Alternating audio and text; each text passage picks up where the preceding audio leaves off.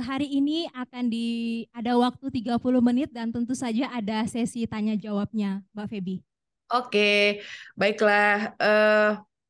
Selamat siang, Bapak dan Ibu yang saya hormati, para dokter dan mungkin juga ada suster atau mungkin juga ada semua yang ada di Rumah Sakit Umum Mandara ya. Eh, saya merasakan banget betapa profesi dokter itu adalah profesi yang sangat mulia dan tenaga-tenaga medis yang lain juga profesi yang sangat mulia karena saya merasakan banget waktu tahun 2020 saya itu divonis kanker ovarium stadium 1C. Itu saya sempat dioperasi, saya mengalami eh, saya di saya diwajibkan untuk melalui proses operasi yaitu angkat rahim, histerektomi. Itu waktu itu saya melakukannya di Bali karena tahun 2020 itu pandemi ya. Ingat nggak sih 2020 itu kan awal-awal pandemi di mana situasinya lagi mencekam banget ya dan kita nggak bisa kemana-mana. Pada saat itulah saya divonis kanker ovarium. Jadi saya harus eh, melalui proses operasi angkat rahim dan itu operasi besar gitu ya. Dan itu saya lakukan di Bali. Eh, dan setelah itu saya harus melalui proses kemoterapi selama 6 kali. Dan saya merasakan banget dari yang nggak tahu apa-apa mengenai kanker, dari yang kondisi saya juga waktu awal-awal itu lemah banget, saya banyak banget mendapatkan pertolongan dari tenaga medis, dari dokter-dokter yang banyak kasih input, kasih saran gitu. Dan saya nurut banget pada waktu itu ya. Jadi saya suka tanya-tanya kan sama sama dokter saya gitu, sama juga beberapa dokter yang lain yang juga saya kenal dan beberapa tenaga medis, mereka banyak kasih saran dan input gitu. Dan bersyukur banget bahwa eh, saya dipertemukan sama orang-orang baik yang memberikan saya saran yang tepat sehingga sampai sekarang ini tahun 2023 saya bisa bilang bahwa kondisi saya sudah eh, normal gitu. Kita sendiri tahu ya bahwa kanker itu memang tidak bisa dibilang seorang survivor sampai 5 tahun, tapi saya merasa kualitas hidup saya itu sama seperti sebelum saya kena sakit, bahkan lebih baik karena saya sekarang lebih menjaga kesehatan saya gitu kan. Kalau dulu mungkin saya cuek sama kesehatan saya, mungkin lebih kayak ngerasa bahwa ya udahlah ya nggak apa-apa, begadang-begadang dikit nggak apa-apa, terus makan makanan sehat sedikit nggak apa-apa ya. Tapi sekarang saya betul-betul jaga gitu, karena saya menyadari banget waktu kesehatan kita diambil dari kita itu baru terasa ya yang namanya kesehatan itu adalah sesuatu yang paling penting dalam hidup kita sebenarnya. Tanpa kesehatan tidak bisa berbuat apa-apa. Saya merasakan banget waktu habis operasi itu saya sempat kayak eh, apa ya? Saya sempat ada cairan ya di paru-paru sebelah kanan saya, terus diambil cairannya gitu. Terus paru-paru sebelah kanan saya sakit banget. Itu aduh, saya nengok ke kiri ke kanan aja tuh susah gitu kan. Tidur aja sebelah kanan tuh susah. Terus saya jadi kayak bersyukur banget bahwa ternyata kita nih bisa bisa tidur enak ini adalah sebuah anugerah gitu kan. Saya selama ini kayak take it for granted gitu. Padahal ternyata setelah kita merasakan yang namanya sakit itu bahwa sesuatu yang kita anggap remeh dan sehari-hari yang kayak aduh kita kayaknya kurang bersyukur akan apa yang nikmat yang Tuhan kasih sama kita, bisa sehat, tidur enak, makan enak gitu kan. Itu sih ya pengalaman saya selama eh, menjalani proses pengobatan kanker gitu kan. Sikap ikhlas, bersyukur, terus appreciate little little things in life itu penting banget gitu. Baik. Mungkin ada lagi yang ingin disampaikan Mbak Feby sebelum nanti ada mungkin dari peserta ataupun undangan yang ingin bertanya. Mungkin ada yang ingin disampaikan lagi. Apa ya? Ya melihat dari proses yang saya alami dari awal sampai akhir gitu ya, sampai sekarang ini saya udah lepas dari semua perawatan, cuma tinggal menjaga kesehatan aja. Saya hanya memberikan semangat kepada para pasien atau mungkin orang yang baru terdiagnosa kanker, bahwa kanker itu bukan berarti death sentence, ya kan? Ya, Kebanyakan orang kalau mendengar kata kanker itu udah drop duluan. jawab Ya, duluan, betul. padahal sebetulnya apa yang saya alami, saya mau bagikan ke semua gitu ya, bahwa kanker itu bukan suatu hukuman mati gitu ya. Kita masih bisa sehat kok. Ya, Kalau kita menjaga kesehatan kita, terus kalau kita nurut kata dokter ya, jangan ngadi-ngadi ya, istilahnya ngadi-ngadi apa sih, ngada-ngada gitu kan. Kadang pasien kan gitu suka keras kepala kan, ya, dibilang betul. suruh A, terus kayaknya enggak deh, terus cari alternatif lain, Hmm. mungkin cari pengobatan yang belum bisa jelas hasilnya apa kan, Hmm. kadang-kadang gitu kan kalau Ya, didiagnosa kanker, ada aja omnya, tantenya, siapanya bilang, oh minum obat ini atau minum ramuan ini, ramuan itu gitu. Nah, karena menghindari yang namanya kemoterapi. Eh, Setelah kemana-kemana nggak dapat hasil, balik lagi mau kemoterapi, stadiumnya udah naik, iya betul. ya kan? Iya, Waktu iya, stadiumnya udah naik ya udah pasti udah susah karena waktu stadium kankernya naik, otomatis badannya juga lebih lemah. dilema.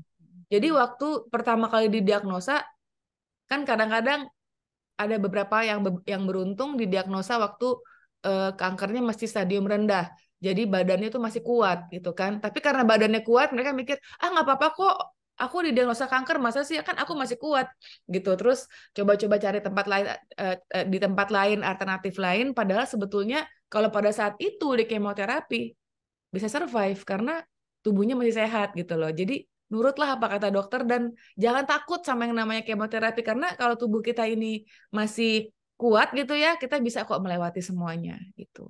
Baik, iya baik. Terima kasih atas sharingnya. Jadi saya simpulkan bahwa jangan takut dengan cancer. Alangkah lebih baiknya ketika cancer ini bisa terdeteksi dini sehingga lebih cepat mendapatkan pengobatan. Kan seperti itu. Oke, Betul, ya, ya betul. Mbak Debbie. Mungkin dari para undangan atau oh baik itu Bapak ada ingin bertanya? Oke, silakan Bapak.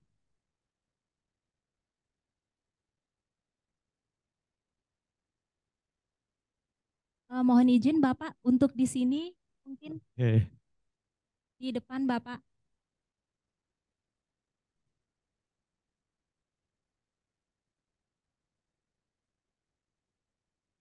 Oke, oke, terima kasih silakan. waktunya. Silakan. Oke, dengan Mbak Febiola ya. Saya ini juga sama ya, Mbak juga ya. Oke, saya juga penderita kanker, Mbak. Wow. Ya, Kakak apa, Pak? saya kanker paru. Wah, Kanker paru-paru ya itu yang sebelah kiri ya. Ya, ini waktu didiagnosa itu tahun 2000, Oktober tahun 2000. Tahun 2000 Oktober tahun 2000. Jadi pada saat itu saya terus terang aja shock lah ya. Dunia itu rasanya kelihatannya seperti kiamat ya. Karena bener. saya didiagnosa itu sudah stadium 4. Wow. Empatnya sudah 4, yang 4 besar lah ya. Kita akan sebutkan. Jadi pada saat itu kanker saya didiagnosanya itu sudah dimensinya itu adalah 16,5 kali 2,3 cm. Ya kalau saya bayangin ya, saya ini percaya atau tidak pada saat itu ya. Karena kita tahu kan paru-paru kita kan paling hanya 2,4 ya, sama 3,5. Ya ini asumsi saya bahwa seluruh paru-paru saya adalah kena kanker. Tetapi syukur ya, jangan kalau kita pengobatan selama berapa ya? 2 tahun 3 bulan ya. 2 tahun 3 bulan dan itu dengan segala rintangan yang saya hadapi ya. Yang pertama saya dari Oktober sampai Desember saya tidak pakai obat apa-apa. Kecuali pakai katanya orang pakai Bajaka dan sebagainya itu ya. Itu saya coba terus. Tetapi pada saat itu terus ada pengobatan di ini ya, diagnosa di UGM itu. Ternyata saya cocoknya adalah pakai ini. Gefitinib ya. Gefitinib. Yaitu saya terus terang aja pada saat itu saya pakainya itu adalah Iresa ya. Sorry saya nyebut merek ya. Karena semua biar tahu. Saya pakai Iresa ya. Iresa yang 250 gram ya. Tetapi ya terus terang aja pengobatan itu menurut saya mahal sekali. Karena satu tablet itu sekitar 1 jutaan ya. Tahun itu lagi Pak ya, tahun 2000 ya. Ya tahun 2000 sampai sekarang. Sekarang paling 1 Pak, juta sekian sekarang ya. masih harganya sama. Jadi sekitar ya 1 bulan ya sekitar 30 jutaan lebih ya. 30 jutaan lebih. Tetapi dengan adanya seperti itu saya terus ya ini sorry ya. Saya juga ada beberapa alternatif ya. Tapi bukan herbal bukan apa. Saya adalah pada saat itu ada ketemu sama dokter yang dari Jerman. Namanya Pak Yosef. Itu ada dia dokter dari Jerman tetapi dia beralihnya ke peternakan. Saya juga dokter hewan ya. Jadi pada saat itu kita kolaborasi antara saya sama dokter Yosef itu. Jadi ayam-ayamnya dia itu dikasih dengan istilahnya Vimun ya. Vimun itu adalah semacam serbuk yang ketemuan dari Rusia ya. Dan sampai sekarang saya pakai itu. Jadi produksi itu yaitu dalam bentuk telur ya. Telur H2E. Ini sorry ya, saya bukan promosi ya. Tetapi saya ngomong apa adanya karena sampai sekarang ya alhamdulillah saya masih sehat ya. Masih sehat sampai sekarang. Dan kurun waktu itu jadi terakhir kanker saya ukurannya adalah 1,8 kali 1,3 kali 1,2 cm. Ini kalau menurut saya luar biasa sekali ya. Ya saya juga nggak tahu ya, ini mana yang bisa menyebabkan itu kanker saya jadinya bisa berkurang. Apakah yang jadi pertanyaan saya, apakah pada deteksi awal itu salah? Apakah dengan metode yang saya pakai dengan obat Iresa dan pakai telur H2E Vimun itu bisa membantu saya yang sampai saat ini ya syukur saya masih bisa ketemu sama teman-teman dan saudara-saudara semua ya. Jadi saya sudah 2 tahun 3 bulan. Jadi ini saya juga nggak tahu ya. Ini mana yang menyebabkan saya bisa survive sampai sekarang ini ya. Apakah dengan obat Iresa itu, apakah dengan kombinasi obat Iresa dengan H2E Vimun, atau dengan memang semangat ya. Semangat ya, kita seperti Mbak Viviola tadi ngomong semangat ya, memang itu semangat. Tapi bagaimanapun juga dalam kurun waktu sekian itu pasti stresnya ada ya. Pasti. Oke, jadi yang saya alami ini mungkin untuk teman-teman semuanya ya. Ini pengalaman pribadi saya dan ini mungkin bisa ditularkan dan sebagainya. Memang seperti Mbak Fabiola bilang ya, bahwa pengobatan kanker tidak murah. Itu yang saya alami sendiri ya. Jadi setiap 3 bulan 30 juta pasti dan setiap 3 bulan sekali adalah CT scan. Dan hasil terakhirnya seperti itu. Saya juga terus terang aja tuh pertama ragu, tetapi saya harus percaya sama dokter dong bahwa saya didiagnosa stadium 4. 4-nya sudah 4B ya, nggak mungkin tinggal menunggu hari saja. Pikiran saya seperti itu. Dan alhamdulillah sekarang berat saya sudah stabil sekitar 70-an ya.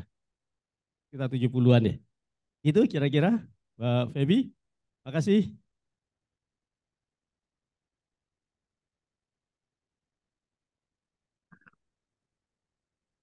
Baik, tadi dengan Bapak, baik tadi ada sharing Mbak Feby juga dari Bapak Didik. Mungkin bisa ditanggapi Mbak Feby. Gini ya, kalau saya merasa dan dari apa yang saya juga pelajari ya, walaupun mungkin pengetahuan saya masih minim banget ya, saya tuh juga tahu bahwa yang namanya kanker itu apa ya, luas gitu loh. Ternyata kanker tuh bukan cuma satu macam-macam gitu kan. Ya. Dan saya juga punya teman-teman yang bukan terpaksa sih, kayak pengobatannya belum ada di Indonesia sampai akhirnya dia harus ke luar negeri gitu kan. Jadi memang penyakit kanker ini levelnya itu banyak, terus juga jenisnya juga banyak banget gitu. Jadi memang kita tidak bisa menyamaratakan penyakit yang satu sama yang lain walaupun namanya sama-sama kanker gitu kan. gitu. Dan ya kalau saya sih merasa kalaupun kita sakit ya, kita harus cari pengobatan yang terbaik tentunya gitu. Dan memang betul pengobatan kanker tidak murah, tapi saya bersyukur banget kanker saya ini diobatin sama BPJS sembuh gitu. Jadi ya saya mungkin termasuk yang beruntung gitu kan. Waktu itu memang sempat dokter saya bilang, onkologi saya bilang katanya, Mbak kita coba dulu ya pakai kemoterapi, pakai BPJS aja. Kalaupun nanti misalnya it doesn't work, bisa pakai imunoterapi. Tapi imunoterapi itu dulu di cover BPJS, tapi sekarang tidak lagi gitu kan. Terus saya hitung-hitung, saya lihat, loh lumayan juga nih sekali sekali imunoterapi tuh kayak mahal lah pokoknya gitu sekitar puluhan juta gitu kan. Tapi puji Tuhan sih saya cukup gitu loh pakai BPJS gitu. Dan beberapa teman saya juga ada yang kanker survivor sama kayak saya gitu, eh, cukup dengan BPJS dengan obat yang ada di BPJS gitu kan. Jadi ya bersyukur sih kanker saya termasuk yang murah.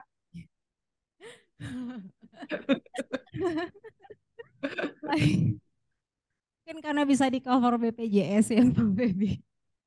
Yes, betul, betul. Baik, mungkin Bapak Ibu undangan ataupun peserta yang lain ada yang ingin sharing seperti Bapak Didik tadi ataupun ada yang ingin ditanyakan? Mumpung masih ini kita bisa live dengan Mbak Feby Febiola. Bagaimana Bapak Ibu? Baik. Mbak Feby ini dari Bapak PLT Direktur kami ingin bertanya dan sharing. Ya, luar Kami biasa, persilahkan Bapak. Mbak Feby luar biasa. Jadi saya melihat dari senyum Mbak Feby hari ini itu udah bahagia banget. Saya ikut juga senang. Ternyata sudah melalui hari-hari berat ya. Dan mudah-mudahan terus sehat ya. Amin. Ya kita ini di sini hadir juga kebanyak ya masyarakat juga termasuk para dokter ahli di sini. Cuman saya berpikir begini, kok Mbak Feby kan artis, hidupnya pasti sehat, hidupnya pasti higienis, kok bisa kena kanker juga ya? Kira-kira ada penyebab, ada faktor-faktor tertentu yang mungkin bisa dibagi kepada di masyarakat atau kita di sini, sehingga kok bisa ada masuk kankernya ya ke apa tadi ke ovariumnya ya. Itu yang pertama. Yang kedua, tampaknya kalau saya lihat sekarang kok nggak kayak orang sakit gitu. Sebenarnya terapi terapi yang sudah dijalani ya kebetulan di Bali itu kan mengangkat nama Bali. Terapi yang dijalani yang sebelumnya itu apakah tidak memiliki efek samping? Misalnya kan sudah masuk kemoterapi itu orang-orang biasanya banyak keluhan ya mual, muntah, rambut rontok atau yang lain-lain lah yang mungkin bisa terjadi kalau satu seri terapi kemoterapi itu. Jadi mungkin Mbak Feby bisa memberi tips pada kita kalau kemoterapi perlu makan ini sehingga tetap fit ya tetap segar fresh seperti Mbak Feby itu. Itu aja ya. Ini pertanyaan mungkin saya kira teman-teman cuman mungkin malu aja bertanya mungkin sama pertanyaan dengan saya. Terima kasih. Terima kasih Pak. Eh, yang pertama tadi, kenapa saya bisa kena kanker? Itu sendiri jawabannya saya nggak tahu, dokter pun nggak tahu. Jadi saya ingat dulu, ibu saya pun em, meninggal karena kanker, ya. Tapi kenapa saya bilang jangan takut? Karena memang katanya ada namanya kanker itu genetik. Tapi let's think positif gitu kan. Karena kita bisa jaga kok gitu. Walaupun saya tahu orang tua saya punya bakat karena mama saya meninggal karena kanker dan waktu itu karena kankernya jenisnya langka, angiosarkoma, terpaksa kita harus berobat ke Singapura. Bahkan onkologis di Singapura bilang bahwa kanker itu tidak ada penyebab yang pasti.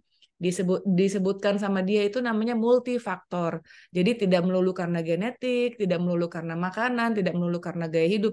Banyak sekali faktornya. Jadi kita nggak bisa menentukan, bahkan dokter sendiri nggak tahu penyebabnya apa. Yang bisa saya eh, simpulkan dalam hati saya sendiri adalah saya hanya berpikir bahwa yang namanya kesehatan itu tidak 100% di tangan kita. Nggak ada di dunia ini sesuatu yang pasti. Karena kita ini manusia memang lemah kan. Kita boleh aja hidup sehat, gitu. Boleh aja. Bahkan kita harus hidup sehat gitu kan. Tapi kalau tiba-tiba kita udah hidup sehat, terus tiba-tiba kita kena penyakit, jangan kita menyesali atau kita malah kita meratapi, kita menyesal, kita sedih gitu. Jangan. Kalau kita kena sakit, ayo cari solusi. Gitu kan. Jangan dipikirin kenapa, apakah selama ini saya melakukan sesuatu yang salah atau mungkin menyesal atau apa. Itu malah hanya akan membuat down. Berpikirlah bahwa yang namanya kesehatan itu tidak 100% ada di tangan kita gitu.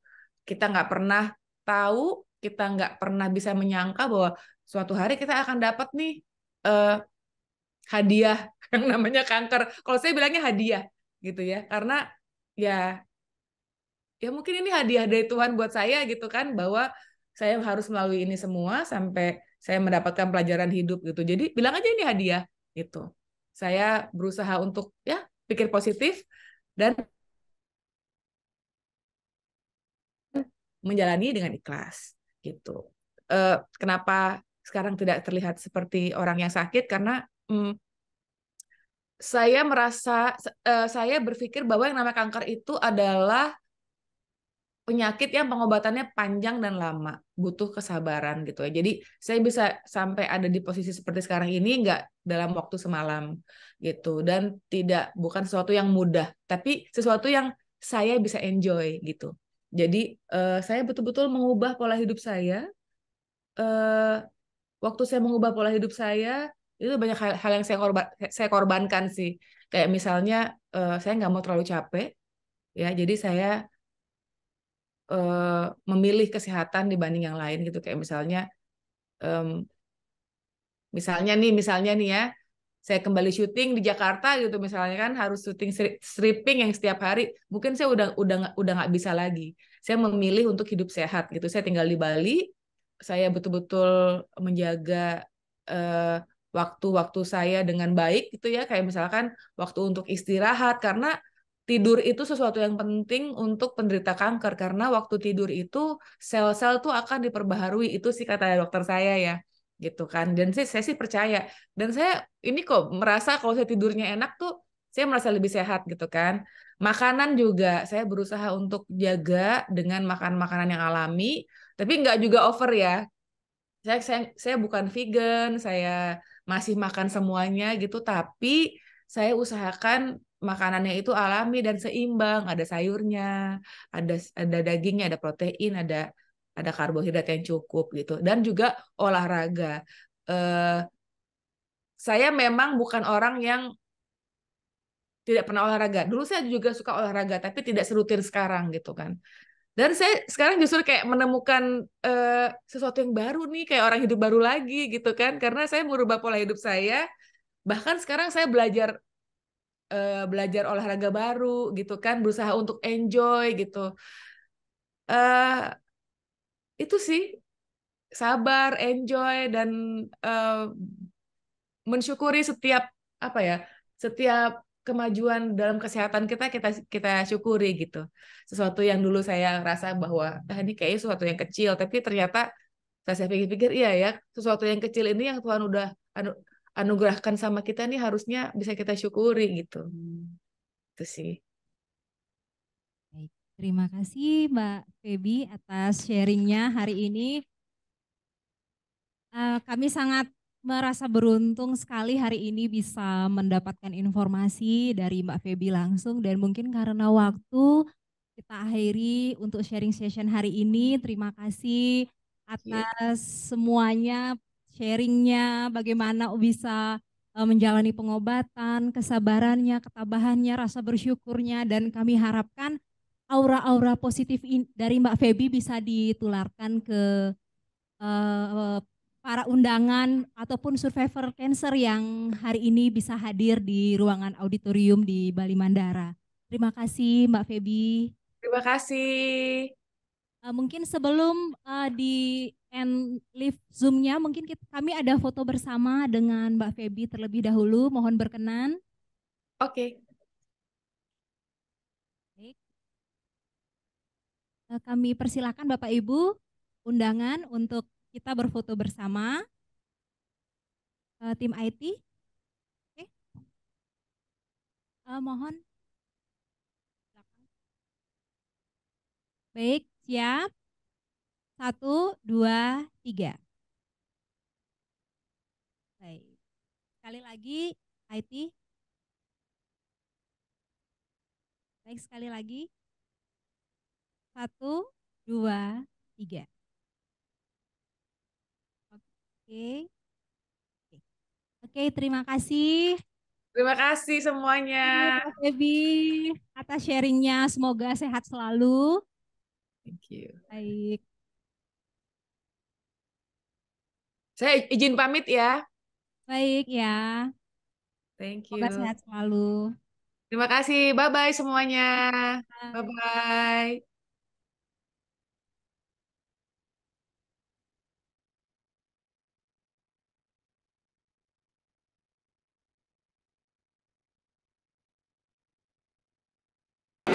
Oke, saya minta semangatnya dulu pagi ini ya. Semangat pagi. Pagi. Sekali lagi lebih keras. Mana suaranya? Semangat pagi. Pagi. Iya, terima kasih. Oke, masih semangat ya. Saya mengucapkan terima kasih dulu kepada MC yang sudah memberikan waktu kepada saya. Acara selanjutnya akan kami lanjutkan dengan talk show, di mana kita akan bergabung bersama moderator yang sudah tentu ahlinya, yaitu onkolog yang sangat istimewa yang bekerja di Rumah Sakit Umum Daerah Bali Mandara ini. Oke, pertama kita akan mengungkap fakta mengenai berbagi cerita mitos bersama onkolog kami. Yang pertama kita perkenalkan dulu. Pembicara kita yang pertama adalah Dr.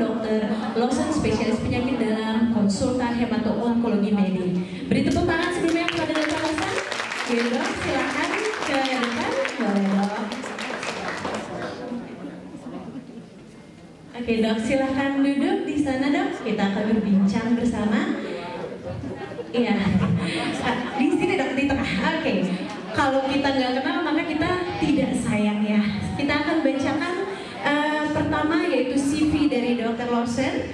Dr. Iwayan Lawson Arjana, spesialis penyakit dalam, konsultan hemato-onkologi medik, Finasim, merupakan dokter dari divisi hematologi dan onkologi medik Departemen KSM Penyakit Dalam FK Unut atau RS Prof Murah sekarang namanya ya, Prof Murah Denpasar.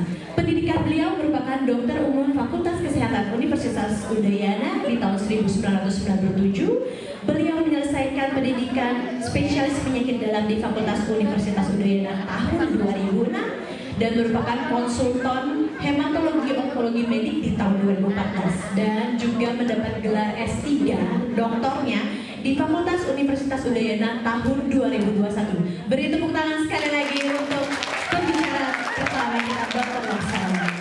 Oke, sebelum kita berbincang-bincang, saya akan menyambut pembicara kedua kita, yaitu Dr. Melati Wimbawa Putri, spesialis bedah konsultan onkologi. Wah, dokter cantik ya. Ini kebanggaan dokter bedah kebanggaan Bali Mandara ini, yang selalu merekonstruksi pasien-pasien kanker payudara. Sehat, Dok? Iya, silahkan duduk, dokter. Iya. Saya akan menyampaikan juga CV dari Dr. Melati.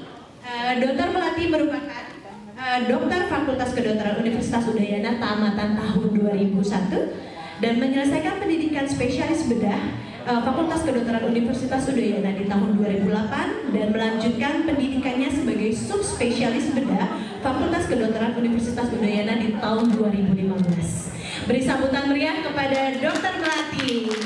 Ya, ini dua onkolog ini memang udah nggak diragukan lagi kredibilitasnya ya. Mungkin beberapa survivor di sini udah ada yang pernah ketemu sama dokter-dokter yang ganteng dan cantik. Oke, karena nggak mungkin berdua, kita harus ada penengah. Berikut kita akan sampaikan pembicara ketiga kita, yaitu Dr. Ida Ayu Trisna Kumala Dewi, spesialis onkologi radiasi. Waduh, ini dokter paling cantik. Mana support Dr. Ayu?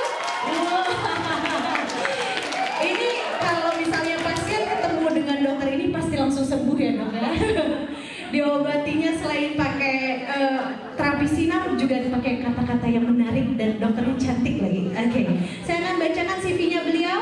Dr. Dayuna merupakan dokter tamatan Fakultas Kedokteran Universitas Wijaya Kusuma Surabaya tahun 2013 dan menamatkan profesi kedokteran onkologi radiasi di Fakultas Kedokteran Universitas Indonesia tahun 2020. Beri tepuk tangan sekali lagi kepada 3 narasumber kita.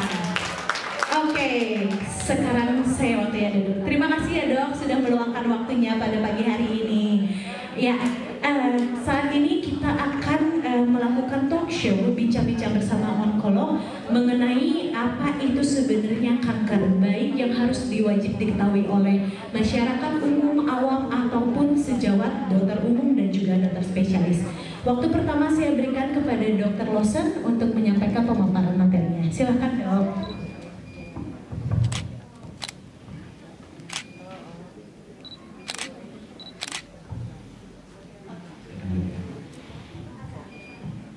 Baik, saya mau izin Pak Kadis sebentar untuk sharing sedikit aja biar ada pemahaman kita bersama, karena memang kanker ini adalah sesuatu yang sulit ya dan memerlukan biaya yang cukup mahal tadi ya. Tadi Pak Feby juga udah cerita, saya juga ada pengalaman satu pasien kanker ovarium, udah saya kemoterapi tahun 10 tahun yang lalu survive sampai sekarang ya.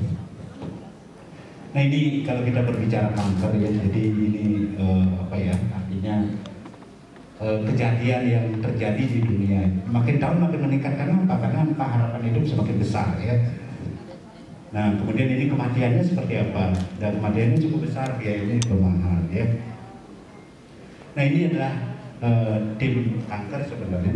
Orang kanker itu tidak bisa bekerja sendiri. Saya butuh teman-teman dari gizi, dari psikolog, dari katakanlah nutrisian, kemudian dari bedah, dari radioterapi, dari semua keluarga juga harus memberikan support. Tidak bisa dokter itu bekerja sendiri dengan membawa ke rumah sakit sembuh, tidak mungkin ya.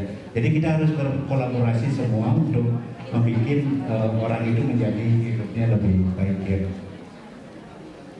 Kanker itu apa? Jadi ini akan menjadi pertanyaan, dok, tumor itu sama nggak dengan kanker? Itu pertanyaan yang sering sekali ditanyakan kepada kami sebagai dokter onkolog.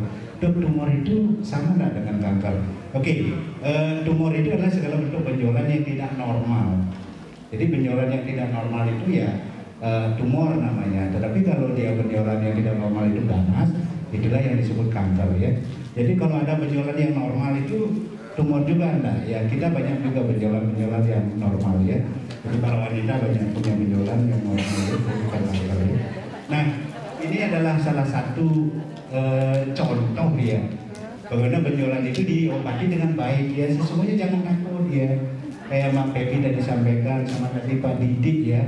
Udah berapa tahun Pak? Luar biasa tuh pengalamannya. 2 tahun 3 bulan. 2 tahun, nanti saya jawab pertanyaannya Bapak itu, ini karena apa nanti ya. Ini adalah salah satu contoh ya. Jadi pasien saya ini bukan saya ambil ini begini loh, bayangkan. Terus dikasih obat langsung begini ya. Jadi kelihatan apa ya, responnya sangat baik. Memang ada beberapa tumor atau kanker itu yang responnya sangat bagus, mungkin termasuk MPB itu. Ya jadi dengan obat yang ada di BPJS itu udah sembuh. Ya. Jadi seperti ini ya. Jadi benjolannya udah banyak banget ini. Saya pertama kali ketemu itu sampai kaget kok bisa begini. Saya tanya kemana sih berobatnya kok bisa begini ya. Baru datang dengan kondisi seperti ini ya, dia cerita macam-macam. Termasuk dapat pengobatan alternatif ya. Ini pasien kami di rumah sakit Promura ya. Maaf, ini saya salah ya. Ini maunya saya cari yang tumor yang ganas gitu loh. Yang benjolannya besar itu yang ganas. Sebenarnya saya salah mengkut ya. Mohon maaf. Ya kita lewati ya.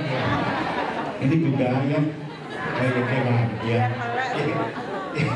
Jadi saya salah mengcopy paste itu, dimana saya cari tumor yang ganas, agresif itu ya, itu yang tadi itu termasuk agresif juga, agresif bagi para laki-laki gitu. Ya, ini salah satu pasien kami juga, pasien di satu rumah sakit ya. Ini kalau kita lihat ini udah punggungnya udah ini tumor ya, itu kanker ya. Jadi kanker itu enggak mesti harus benjolan besar itu enggak. Ini begini juga kanker. Jadi begini ya, jadi kanker yang kalau ditoreh ternyata begini di dalamnya ya. Jadi coba bayangkan ini begini, ini usianya masih muda. Sekarang pasiennya masih hidup ya. Nanti ada gambar belakang ya. Jadi begini ya, jadi tubuhnya seperti ini ya. Jadi, nah kemudian dilakukan pengobatan sekarang begini, coba bayangkan. Nah ini tadi yang ditanyakan pengobatan yang mahal ini salah satu pasien menggunakan pengobatan yang mahal. Ya tadi saya cerita tentang ada yang disebut target terapi. Jadi obat ini bekerja pada target tertentu. Jadi kalau kita kayak bikin panahan ini ada target, oh itu target saya. Ini menggunakan obat target ya. Sekali masuk obat setiap 3 minggu itu 150 juta. Sekali masuk obat. Jadi ini memang penyakitnya mahal ini ya. Kebetulan pasiennya punya insuran, jadi insurannya cover semua. Dan sekarang pasiennya bisa sekolah. Ini udah begini ya, udah baik ya. Ini usianya muda. Jadi artinya begini, artinya kesempatan orang itu hidup dengan kanker itu besar sebenarnya. Yang penting kita melakukan upaya. Jadi upaya itu kalau diupayakan dengan baik itu orang bisa hidup lama ya. Walaupun kadang-kadang sembuh nggak bisa, tapi paling nggak hidupnya lebih banyak. Oh jangan di kemo, nanti dengan di kemo itu cepat meninggal. Itu mitos. Jadi oh dengan di kemo itu nanti malah meninggal. Jadi menderita, nanti dia lebih baik kalau usah di kemo. Banyak orang yang ngomong seperti itu ya. Nah ini juga, ini pasien kami ya, coba bayangkan ini begini matanya. Ya udah nggak bisa dia benjol lagi ya. Saya foto yang lebih bagus lah. Kami punya ini sebenarnya udah membaik ya.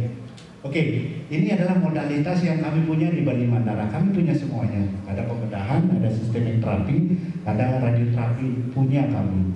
Kami punya tim onkologi yang cukup solid ya. Jadi pasien itu kami kami lakukan rawat bersama. Jadi tidak ada pasien ini milik saya, tidak ada. Ini milik kita bersama. Sekarang siapa yang duluan mau ganti? Oh ini bedah, sekarang oke bedah. Kemudian sinar, kita lakukan sinar. Kemudian pengobatan lagi, kita lakukan pengobatan. Jadi ini tim kami ya, jadi kami cukup solid ya untuk ini. Dan karena kami udah punya radio nuklir ya. Kemarin ditanya oleh wartawan, nanti kalau radiasinya ke tempat lain gimana? Dikiranya nuklir itu seperti yang di Korea itu ya. Kalau punya nuklir itu bisa membuat orang meninggal meledak rumahnya ya. Nah, ini saya bercerita tentang satu terapi yang masa kini sekarang, yang disebut dengan imunoterapi. Imunoterapi itu konsepnya bagaimana? Kalau tadi Pak Didi bilang itu menggunakan obat Iresa. Itu obat apa sesungguhnya itu obat Iresa itu? Nah ini adalah obat-obatan yang dikembangkan saat ini. Selain obat kemo, itu kan bisa membunuh sel yang normal maupun yang tidak normal kan. Artinya sel normal rambutnya rontok itu kan sel normal. Kemudian kukunya jadi agak hitam itu kan sel normal. Nah sel kankernya juga kena. Jadi kalau kemoterapi itu bekerjanya tidak spesifik. Jadi apapun sel yang tumbuh aktif itu kena dia. Sel apapun yang aktif dalam tubuh orang baik normal maupun tidak itu kena dia. Termasuk rambutnya rontok kalau pakai kemo kan. Karena mungkin Mbak Feby juga menyampaikan fotonya ya waktu di kemo pasti rontok ya. Mungkin yang survivor yang ada di sini juga pernah mengalami itu.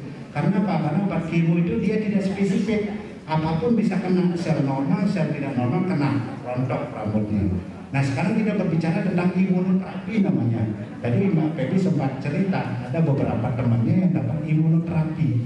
Konsepnya bagaimana imunoterapi ini? Imunoterapi itu adalah memanipulasi kekebalan tubuh kita. Jadi kekebalan tubuh kita dimanipulasi sehingga kekebalan tubuh kita mengenali, oh ada sel yang tidak normal ternyata dalam tubuh saya ini. Ternyata ada sel yang tidak normal tumbuh, oh saya harus memakan sel itu. Dalam kondisi baik, dalam kondisi sehat itu kan kekebalan tubuh kita kan harusnya bisa mendeteksi ada sel-sel yang tidak baik tumbuh di dalam tubuh kita. Nah itu adalah imunoterapi. Jadi saya banyak punya pasien yang menggunakan imunoterapi saat ini. Salah satu contoh adalah pasien kanker ginjal.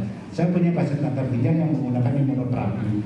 Jadi memang dimanipulasi kekebalan tubuhnya itu agar kekebalan tubuhnya ini mengenali sel kankernya. Nah, kemudian ada yang hormon, ada yang kemo yang dulu, ada yang target terapi. Nah, yang Pak Didi minum itu adalah obat yang menargetkan titik tertentu. Oh, dia bekerjanya di titik ini. Saya mau memblok titik ini sehingga tidak terjadi perkembangan penyakit. Nah, itu Iresa itu seperti itu, ya. Oke. Nah, kemudian ya ini tujuannya ya, sebenarnya tujuannya apa? Ya ujung-ujungnya adalah bagaimana pasien ini menjadi lebih baik lah. kalau bisa sembuh, kan begitu. Itu sebenarnya tujuannya. Ya, nah ini macam-macam obatnya, side effect-nya, jangan terlalu takut dengan side effect. Percaya sama dokternya, dokter pasti melakukan yang terbaik.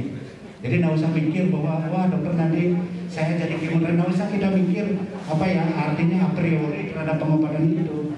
Wah ini nanti obatnya menyebabkan saya begini, nanti susah begini. Saya sekarang punya pasien, seorang pramugari umur dia 27 tahun, ovariumnya diangkat, ternyata begitu dibuka ovariumnya ternyata lipoma. Jadi salah satu kanker, tapi bukan kanker ovarium kayak yang tadi itu.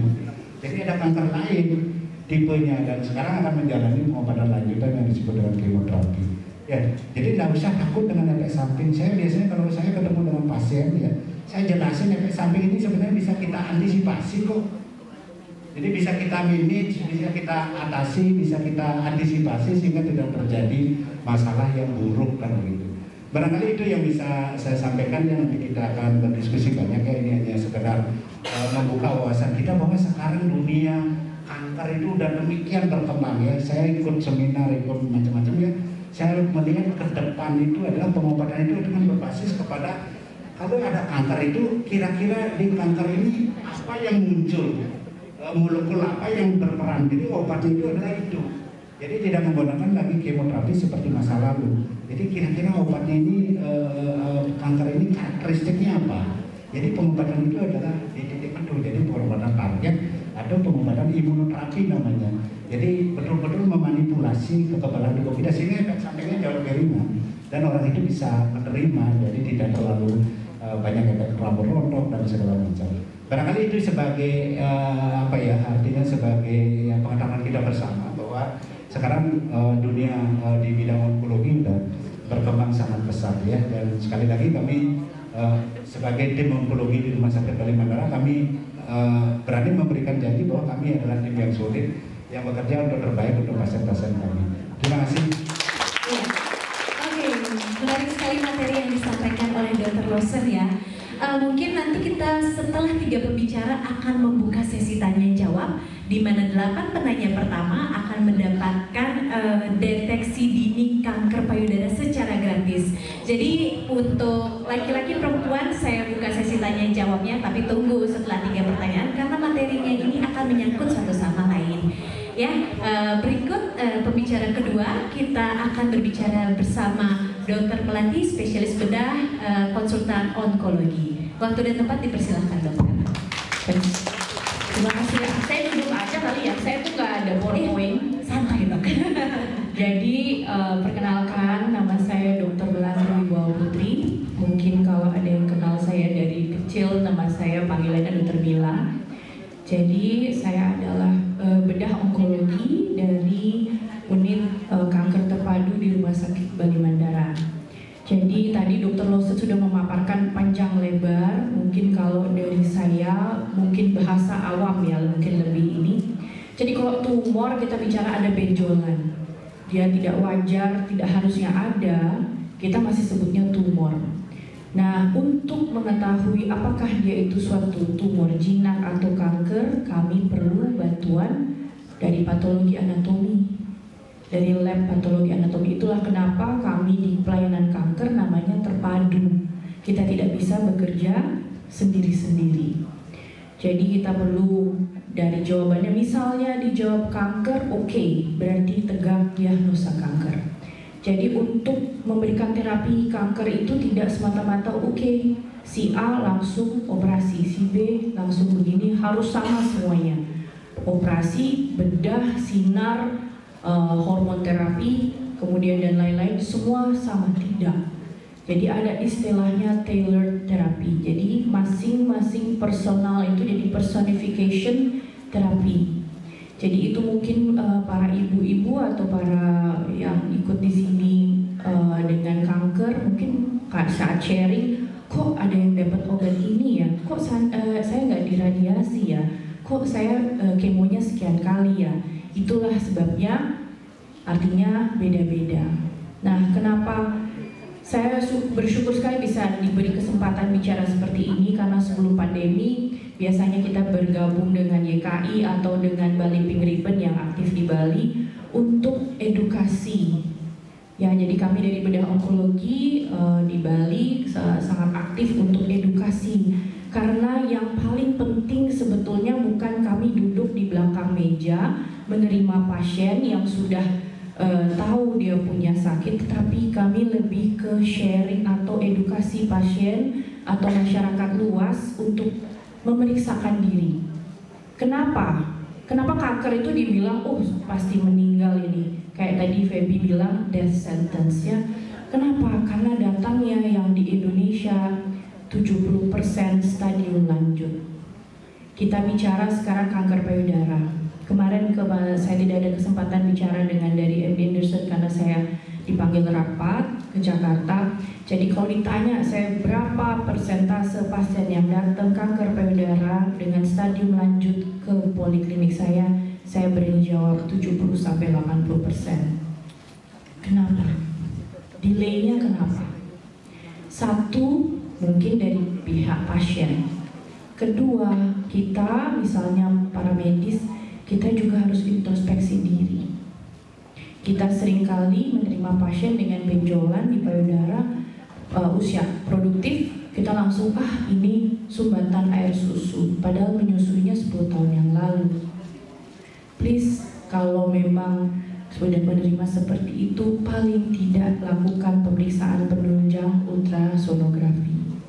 Jangan langsung pegang, kemudian ini usianya masih 30 tahun, nggak mungkin cancer, nggak di USG, ternyata cancer. Kenapa? Karena di Bali usia penderita kanker payudara semakin lama semakin muda. Saya punya pasien, waktu awal-awal saya di Bali Mandara itu saya sudah punya pasien umur 25 tahun. Terakhir saya punya pasien 23 tahun kanker payudara dan datangnya stadium 3. Jadi yang satu salah di mindset kita adalah satu, kita berpikir kita nggak mungkin kena cancer lah, kita makannya bagus kok. Ada pasien saya malah hidroponik, tanam sendiri sayurnya 10 tahun sendiri, makan petik-petik aja, kena cancer. Makanya kalau kita, apalagi di dokter-dokter nih, paling males namanya disuruh USG, mamografi, ya kadang-kadang diuber-uber nggak mau juga. Karena kenapa? Takut kalau ketahuan terus aku gimana nih, operasi dong, ini dong, itu ya. Tapi kalau ketemu di stadium awal, kami para tim di sini bisa bilang bisa sembuh. Stadium 1 bisa bilang di atas 80%. Stadium 2 masih 70%, 80% sembuh. Stadium 3 langsung melorot 50%. Stadium 4 langsung ampure gitu ya. Pasti kita harus berusaha, tapi disuruh tanya berapa persentase kita kesembuhan, tidak ada kan dokter bisa menjawab. Jadi apa yang upaya kita lakukan, seharusnya kita sebagai pelayanan kanker terpadu nanti ke depannya tidak hanya menunggu pasien, pasti harus aktif ke masyarakat, mengedukasi, bukan promosi ya, beda. Promosi dengan edukasi berbeda. Karena kita tujuannya supaya menurunkan angka morbiditas dan angka mortalitas akibat kanker. Penyebab kematian pada wanita yang paling pertama kanker payudara. Di Bali makin muda. Dokter Wayan Sudarsa, guru saya di Sanglah, melakukan penelitian kenapa pada orang Bali makin lama makin muda. Belum ketemu sampai sekarang, masih kumpulkan sampel. Jadi untuk ibu-ibu yang punya anak perempuan di rumah ya, perhatikan betul. Ya mungkin kalau dibilang tadi benar Feby bilang, apa penyebab orang kena kanker? Gak ada yang bisa bilang. Pasti bilangnya multifaktorial. Jadi lifestyle lah, makanan kita, kemudian kebiasaan hidup, stres, itu juga berpengaruh. Jadi kalau ada yang bilang, ibu-ibu kita kerja, cepet aja masakin sosis, ya kan? Yang frozen. Pikirkan anak ibu-ibu sekitar 20-30 tahun lagi.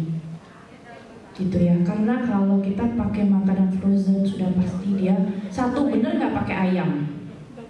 Pernah nggak lihat ayamnya? Belum tentu. Terus murah banget. Kok bisa murah banget? Sosis biasanya rasa sapi, kok bisa merah banget? sekali warnanya. Atau membelikan anak jajan-jajan pasar, warnanya hijau neon, merah, ya kan? Terus sekarang banyak sekali makanan seperti Pak Dir PLT tadi sebutkan, banyak makanan-makanan yang gampang beli, gampang dan murah, kita belikan, anak suka, kita tenang, nggak usah repot-repot lagi ya.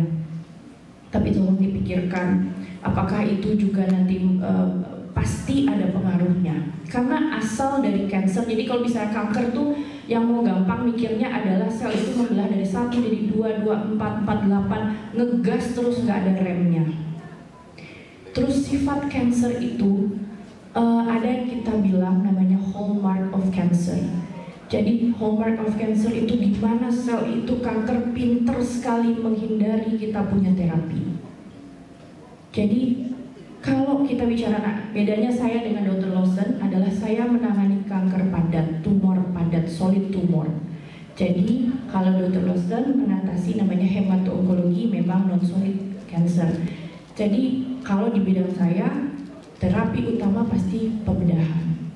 Itu ditakutin sekali sama masyarakat untuk pembedahan. Kedua yang ditakutin pasti kemoterapi. Karena di film-film kan, wah muntah-muntah, apa segala macam. Padahal sebenarnya kalau di kenyataan, semua bisa kita antisipasi. Kemudian kembali lagi, hallmark of cancer. Seandainya bisa segampang itu, satu cancer itu kita kasih imunoterapi, targeted terapi terus selesai. Ternyata kenyataannya nggak begitu gitu. Tujuan kita memang ke depannya tuh targeting terapi sama imunoterapi itu memang supaya masing-masing per orang tuh nggak dikasih kemo yang nanti menyerang sel normal. Tetapi untuk mendapatkan targeting terapi itu tidak mudah. Segala studi penelitian dan di luar itu, kenapa obatnya menjadi mahal? Ya memang karena yang menemukan adalah dia gitu. Dan dia akan menjual obatnya dulu untuk sekian tahun pasti dengan harga yang sangat mahal. Nah, untuk kita di Indonesia ini untuk sampai dapat obat itu butuh waktu. Itu namanya judulnya, makanya sekarang close the care gap. Karena gap itu besar sekali antara negara maju dengan kita di Indonesia. Bersyukur ada BPJS, tetapi kalau dipelajari lagi sebetulnya terapi untuk tipe yang ini sudah idealkah kita? Belum ideal. Kenapa? Kembali lagi, kita nih negaranya belum ada uang lah untuk bisa memberikan terapi ke pasien yang betul-betul full seperti itu, gitu ya. Jadi ini namanya close the care gap. Ini yang kita mau bahas sekarang kan sebenarnya timnya itu ya. Gimana kita berusaha mendekati supaya terapi yang kita berikan ke pasien mendekati ideal seperti di luar sana. Dan bagusnya ini Bali Mandara bukan yang promosi. Paling enggak kita udah one step ahead, kita punya radioterapi sekarang ya.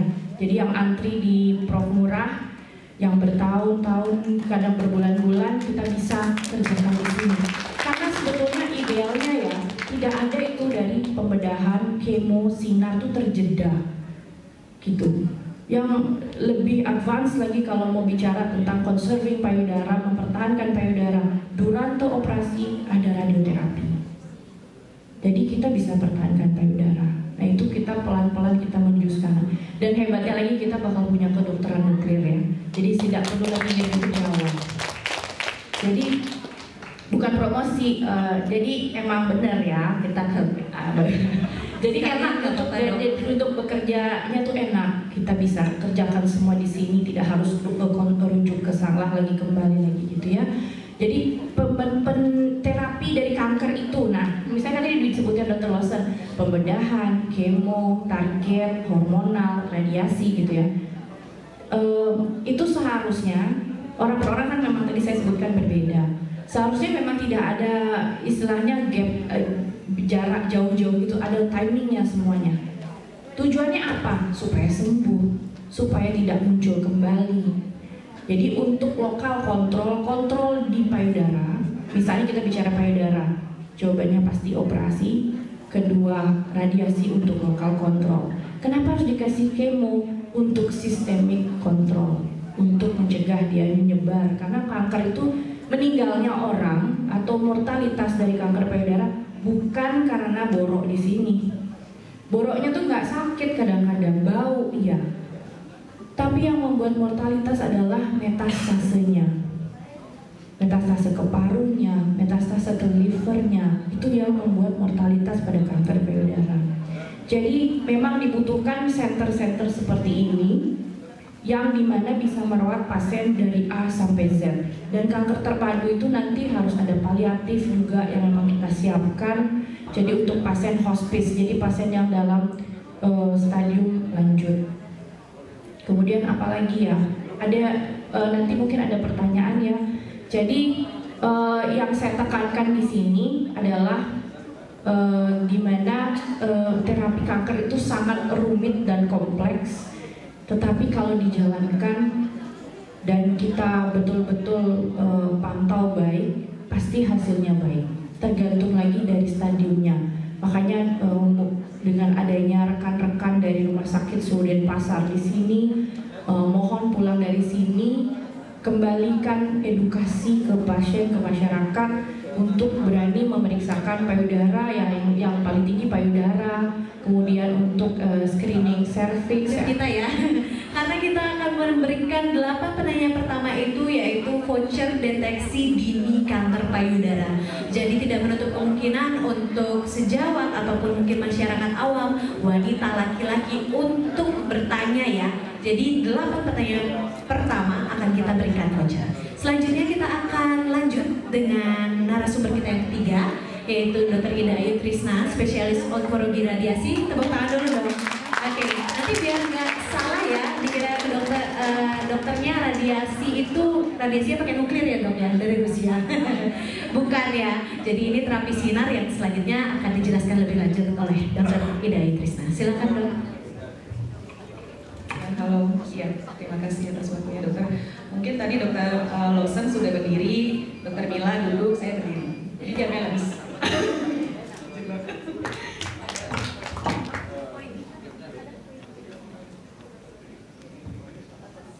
Mohon maaf, saya agak tidak modal, jadi pinjam dulu saya dokter Lawson.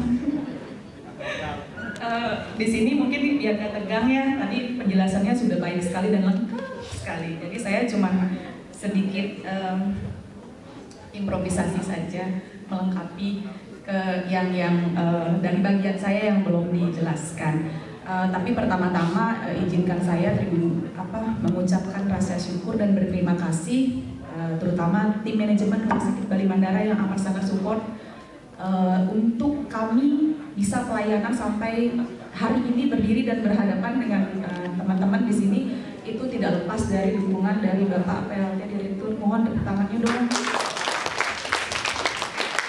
Jadi betul sekali karena saya sendiri merasakan sekali bagaimana perjuangan ini. Kalau ingat terus terharu pengen nangis. Iya dok ya. Kalau laporan sama Bapak Direktur pasti sukanya nangis karena kalau melihat kenyataan ya dok ya. Jadi di Bali itu masih belum, terutama untuk radioterapi. Itu masih agak sedikit sulit aksesnya. Nah ini nih, tadi Dr. Mila sudah jelaskan close the care gap. Nah itu yang kita mau kencangkan sekarang bahwa jangan ada lagi gap-gap yang terlalu jauh. Kalau misalnya di rumah sakit lain sudah antri ya, monggo kita akan bisa membantu lebih cepat. Karena kita membuka layanan kanker terpadu ini juga tidak mudah. Perjuangannya itu naik turun, up and down, sampai akhirnya kita bisa duduk bersama dengan para senior saya di sini, yang kita apapun kasus kita bahas, jadi nggak sendiri, gitu ya. Di sini juga saya berterima kasih sudah hadir para survivor cancer yang pasien-pasiennya kami sudah rawat atau yang sedang menjalani terapi atau yang akan menjalani terapi. Terima kasih waktunya, beri tepuk tangan dulu dong. Ini sudah meluangkan waktu loh sampai di sini. Oke. Saya belum kenalan ya. Jadi nama saya, nama lengkapnya itu panjang, nama Bali. Ida Ayu Trisna Kumala Dewi, tapi dipanggilnya Dokter Ina, biar singkat aja, biar cepet. Jadi saya dikenal di Bali Mandara namanya Dokter Ina. Nanti kalau ke Rumah Sakit Bali Mandara, jangan nyebut nama panjang, gak ada yang tahu. Manajemen pun kayaknya nggak tahu deh. Taunya cuma namanya Dokter Ina. kena. Oke. Nah, tadi sudah disebutkan, diceritain ya sama Dr. Dey. Ya oke. Saya ngejelasin sedikit aja tumor, kan tadi sudah dijelaskan oleh Dr. Rosen. Apa sih tumor? Dr. Mila juga udah ngejelasin panjang lebar. Kalau nanti masih nggak paham, kebangetan. Tapi saya spill lagi deh dikit. Tumor itu dibagi jinak dan ganas. Kalau jinaknya berarti dia hanya mendesak, dia nggak punya anak sebar, dia nggak bisa nyebar-nyebar kemana-mana. Tapi kalau yang ganas, ya itu, jadi udah jauh-jauh dari awal sel. Kenapa kita harus deteksi dini? Begitu kecil ukurannya, itu dia sudah bisa menyebarkan anak-anaknya, kaki-kakinya kemana. Itu hati-hati, makanya dari awal begitu tahu yang hal yang tidak benar, tanya, at least tanya ya ke yang lebih tahu. Di sini ada dokter, ya kan, ada nakes-nakes yang lain. Nah, itu mengurangi kemungkinan kesalahpahaman ke depan nantinya. Lalu ya ini angka cancer ya, breast tuh terbanyak dokter, yang pink dok, banyak bener angkanya. Lalu ada colorectum, ada lung ya bapak ya. Terus ada cervix uteri. Nah kalau di Bali mungkin angkanya yang lumayan besar masih ya breast, cervix uteri, lalu nasofaring di kepala leher ya. Apa saja pilihan pengobatan kanker? Nah tadi dokter sudah menjelaskan banyak terapi pilihannya.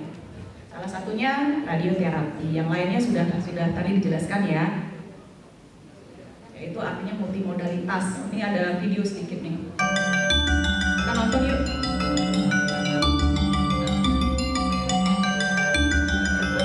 Nah, radioterapi itu kayak begini nih, kurang lebih ya. Alat kita secanggih ini, tenang aja, aman.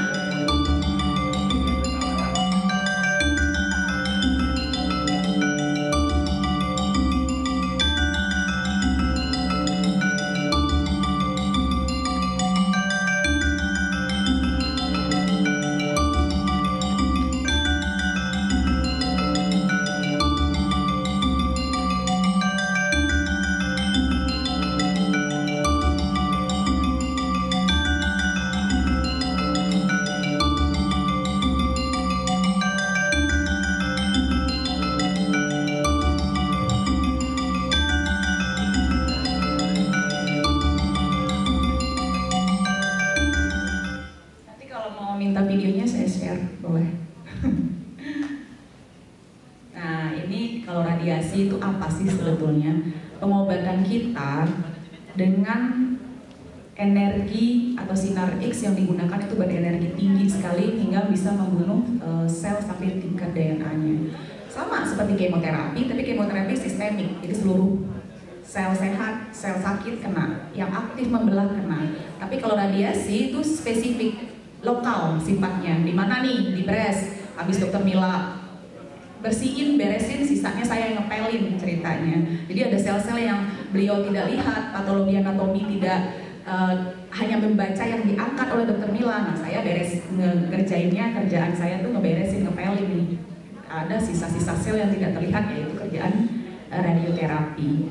Jadi sifatnya lokal. Kalau contohnya ibu yang duduk di sana ya bu ya, udah dioperasi di bagian kaki, jenis selnya agak sedikit bandel.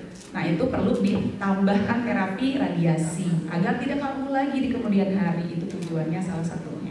Kita juga bisa bekerja di paliatif. Tadi Dr. Mila udah mention tuh, kita akan membuat layanan paliatif juga di gedung kanker terpadu kita.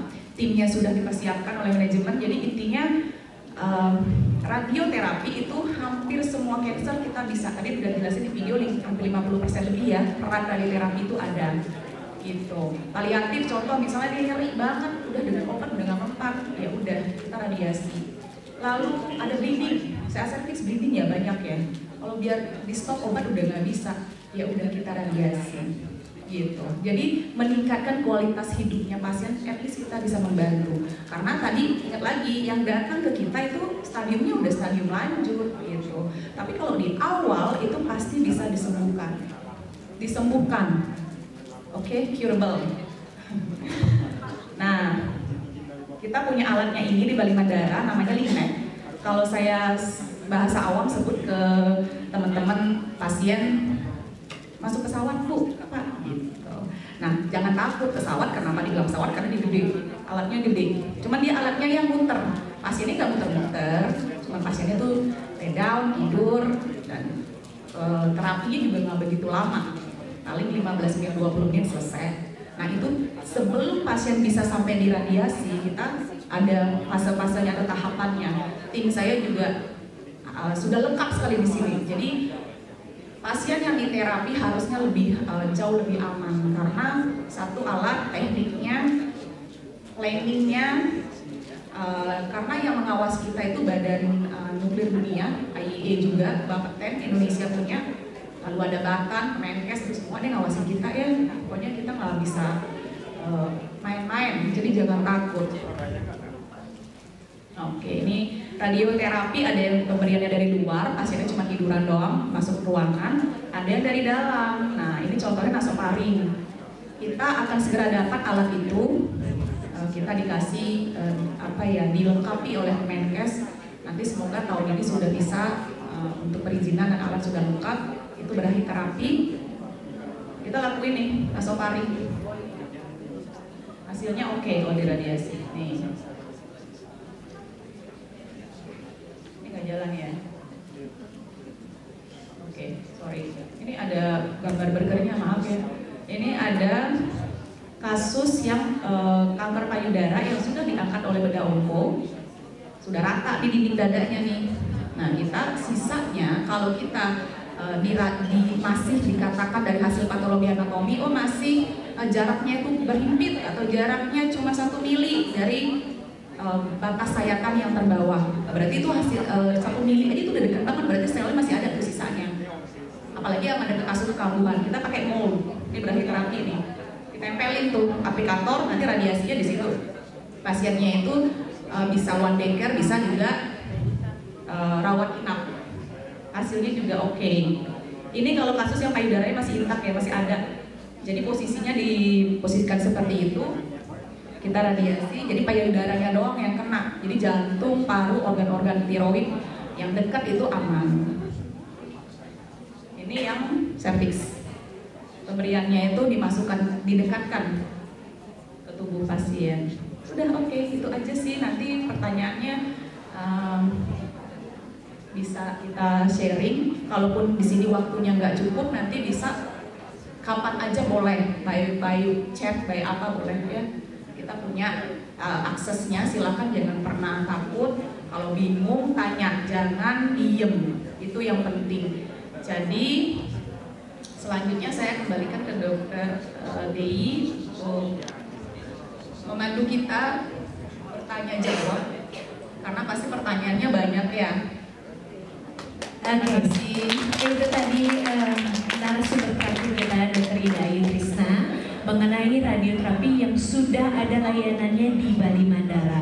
Nggak lupa juga kita mengingetin bahwa layanan kanker terpadu yang pertengahan tahun ini jadi benar-benar holistik sekali untuk penyintas kanker yang deteksi dini, semua keluarga ataupun teman-teman semuanya bisa pasiennya diarahkan ke Bali Mandara karena kita sudah punya tim yang sangat solid. Oke, kita buka sesi pertanyaan pertama. Kita buka dengan 3 penanya pertama yang bisa ditujukan kepada 3 narasumber kita. Mungkin boleh bagi yang mau bertanya silahkan.